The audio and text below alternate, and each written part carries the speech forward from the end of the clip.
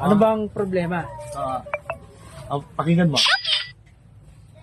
Uy, Oo. may clearance. Malaki!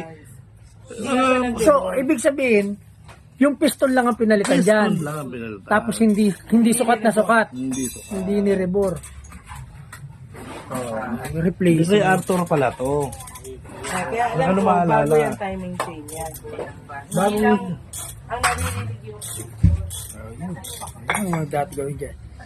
Mabubutin So, ko. ngayon mo palang tingnan. Tingnan mo yung block niya kung okay pa. Ito ugutin. Hindi lang mabubutin. Hindi rin siya dapat. Maluwag yung piston, hindi sukat eh. Ang tawag doon ay piston Clapping. clapping. Kaya maingay. Maluwag na maluwag yung piston. Talagang luwag talaga. Tinulak-tulak mo nga eh. Kumakabig eh. Tok, gumagano, di ba? Tok.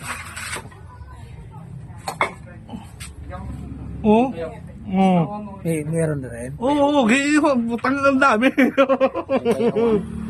Ang dami O, yan ang gagawin natin, sir. Papalitan yan. May bago ng piston na kasama. Bagong piston. Kasama. Bago pa daw itong kanina. Oo, bago pa. Hindi, timing chain mo okay pa. Okay pa yan kasi Okay pa. pinaliwanag ko kay Epe, yung nangyari. Alam ko na, kausap din na pala si... So yun, nasa mga... Si Hepe nga yung nagsabi na yung black mo may tama na.